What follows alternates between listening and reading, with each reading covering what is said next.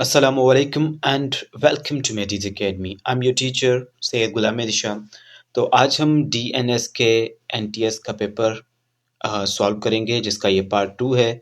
और ये टेस्ट जो थी वो कंडक्ट की गई थी NTS के ज़रिए 21 जनवरी 2024 को।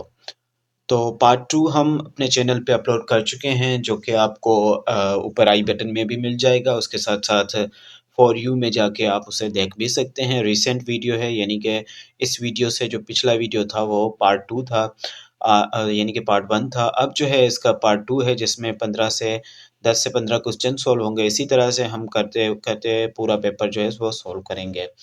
तो आज हम स्टार्ट करेंगे पेपर जो कंडक्ट किया गया था NTS के ज़रिए, उसका पार्ट 2, जिसमें से मिक्स्ड क्वेश्चंस हैं।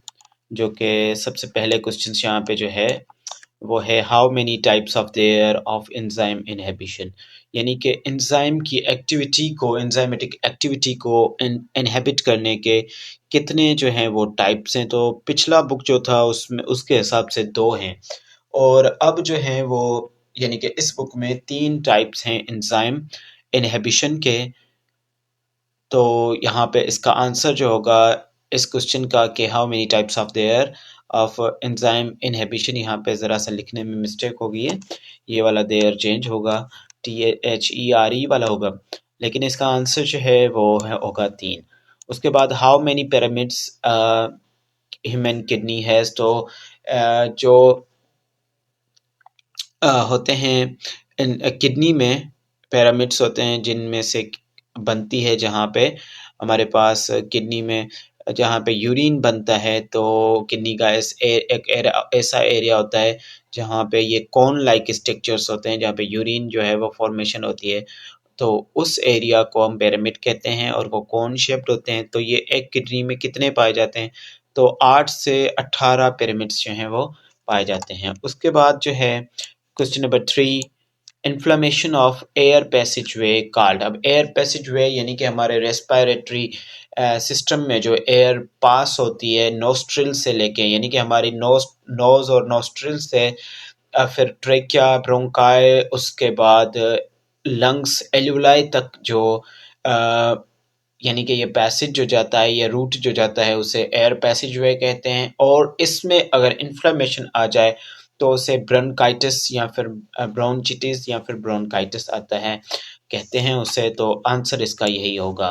क्वेश्चन नंबर 4 की अगर हम बात करें तो क्वेश्चन नंबर 4 जो है वो कुछ इस तरह से है, MCQs के डायरेक्ट यहाँ पे मैंने आंसर सोल्व किए हैं। How much percentage of uric acid is excreted by human kidneys. तो कितना परसेंटेज यानी कि यूरिक एसिड का जो है वो इंसान की किडनी जो है वो एक्सक्रीट आउट करती है। तो 70%, जैसे कि ये नाइट्रोजनस वेस्ट में शुमार होता है ये यूरिक एसिड। जैसे कि अब हमारी बॉडी काफ़ी सारे प्रोसेस करती है, जैसे कि थर्मोरेगुलेशन, ऑस्मोरेगुलेशन, और उसके साथ साथ हमारे पास आ जाता है एक्सक्रिएशन। ये होम्योस्टेसिस के बेसिक पार्ट्स हैं, बेसिक फैक्टर्स हैं, जिनको एक बॉडी जो है वो मेंटेन रखती है। तो इसी तरह से एक्सक्रिएशन के पोर्शन में यूरिक एसिड यानी कि नाइट्रोजनस वेस्ट जो है वो हमने वेस्ट करने होते हैं। तो कितना परसेंट जो है वो यूरिक एसिड हमारी किडनीज वेस्ट करती हैं? 70% इसका आंसर है।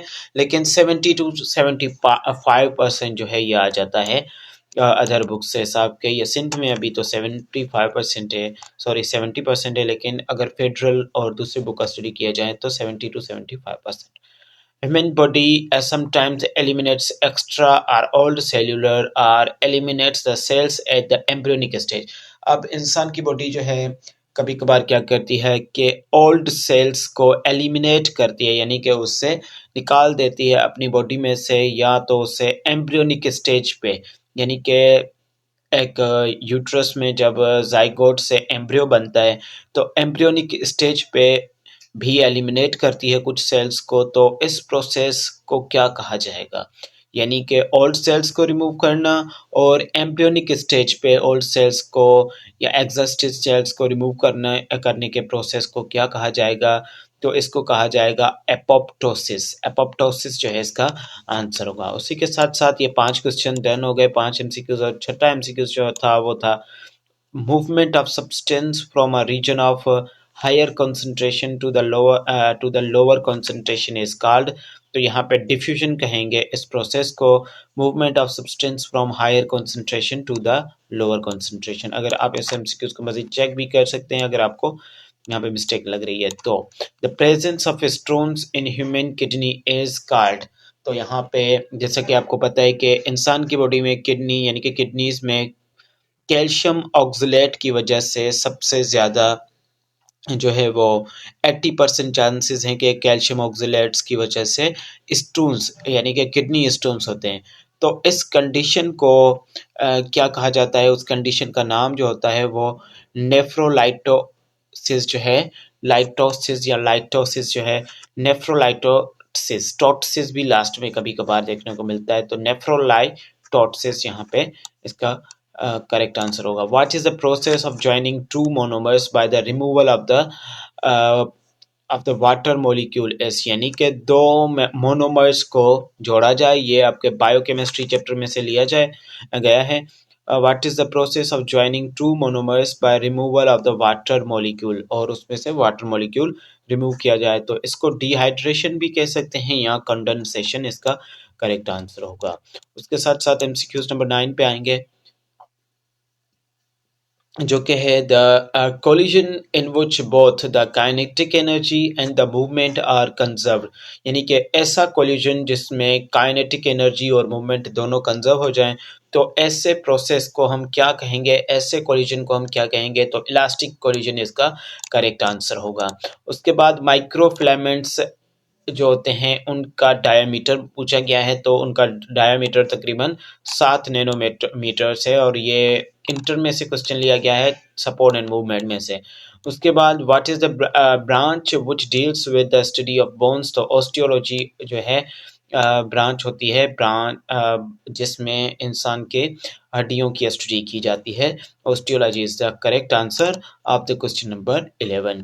उसके साथ साथ क्वेश्चन 12 को देखेंगे कि इन ह्यूमंस, इंसानों में there are dash pair of corneal nerves, cranial nerves के कितने पेयर्स पाए जाते हैं, तो क्रेनियल नर्व्स के दो जो हैं वो, सॉरी 12 जो हैं वो क्रेनियल नर्व्स के पेयर पाए जाते हैं।